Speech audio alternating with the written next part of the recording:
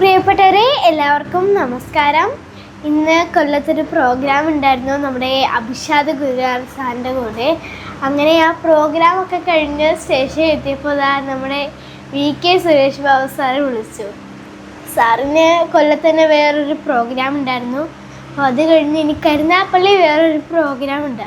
അപ്പം എൻ്റെ അടുത്ത് സാറ് പറഞ്ഞിരുന്നു പാലാച്ചിന് വരാൻ പറ്റാത്തതുകൊണ്ട് ഒരു ദിവസം പുതിയ വീട്ടിലേക്ക് വരണമെന്ന്. അങ്ങനെ അവിടുന്ന് കൊല്ലത്ത് നിന്ന് ഞങ്ങൾ ശാസ്താംകോട്ടയെ വന്നിറങ്ങി.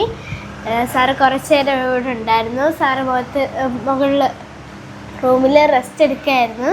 ഇനി വൈകിട്ട് കരുനാഗപ്പള്ളിയിലോട്ടാണല്ലേ? ഏത് ക്ഷേത്രം? ക്ഷേത്രത്തിൻ്റെ പേര് പൊന്നാ ഭഗവതി ക്ഷേത്രം. അപ്പോൾ ഇനി ആ പരിപാടിക്ക് പോവാൻ പോവാണ് സാറ്. ഹരിവരാസനം. അപ്പോൾ ഹരിവരാസനം എന്ന് പറഞ്ഞ എന്താ അർത്ഥം? ഹരിവരാസനം എന്ന് പറഞ്ഞാൽ ഹരിവരൻ, കടുവശ്രേഷ്ഠൻ, അതിൻ്റെ മേലെ കയറിയിരുന്നവൻ, ആസനം ഇരിപ്പിടം. ഹരിവരനെ പുലിപ്പുറത്ത് കയറിയിരുന്നവൻ ആരാണ്? അയ്യപ്പൻ. ഹരിവരാസനം എന്ന് പറഞ്ഞാൽ പുലിപ്പുറത്ത് ഇരിപ്പിടമാക്കിയവൻ അയ്യപ്പൻ. മനസ്സിലായി? അതെ. അപ്പോൾ എല്ലാവർക്കും നമസ്കാരം. വളരെ സന്തോഷമുണ്ട്. എൻ്റെ വളരെ അടുത്ത പ്രിയപ്പെട്ട ഒരു എന്താ പറയുക, അരുമ ശിഷ്യാന്നോ അരുമ കുടുംബാംഗമെന്നോ പറയാൻ പറ്റിയ ഒരാളാണ് ആയിഷക്കുട്ടി. ആയിഷക്കുട്ടിയുടെ ഗൃഹപ്രവേശത്തിന് എന്നെ ക്ഷണിച്ചിരുന്നു. അന്നാണെങ്കിൽ എനിക്ക് തിരക്കായിരുന്നു, ഇവിടെ വരാൻ പറ്റില്ല. അപ്പോൾ മറ്റൊരു ദിവസം ഞാൻ എന്തായാലും വീട്ടിൽ വരുമെന്ന് ഒരു വാഗ്ദാനം കൊടുത്തിരുന്നു. അത് ഇന്നാണ് സൗകര്യപ്പെട്ടത്. അപ്പോൾ ഇന്ന് ഈ നോമ്പ് കാലത്ത് ആയിഷക്കുട്ടിയുടെ വീട്ടിൽ വരാൻ പറ്റി. കുടുംബാംഗങ്ങളോടൊത്ത് കുറച്ച് നേരം സമയം ചെലവഴിക്കാൻ പറ്റി. എന്തായാലും ആയിഷക്കുട്ടി തനിക്ക് ലഭിച്ച ആ അക്ഷരങ്ങളെ ശബ്ദവും ചേർത്ത് ചിന്തയും ചേർത്ത് അതിമനോഹരമായി ഒരുപാട് വിദ്യാലയങ്ങളിലും പൊതുസ്ഥാപനങ്ങളിലും അവതരിപ്പിച്ച് മേലോട്ട് പോകുന്നു. വളരെ ചെറിയ പ്രായത്തിൽ തന്നെ ആയിഷക്കുട്ടി ഒരുപാട് ആളുകളുടെ ആരാധനാ പാത്രമായി മാറിയിരിക്കുന്നു. എന്നെ അറിയുന്ന, സോഷ്യൽ മീഡിയയിൽ എന്നെ അറിയുന്നവരെല്ലാം ആയിഷക്കുട്ടിയെ അറിയും. എന്നെ കാണുന്നവർ പലരും ചോദിക്കാറുണ്ട്, ആയിഷക്കുട്ടിയെ ഇപ്പോൾ കുറച്ചായി കാണുന്നില്ലല്ലോ എന്ന്.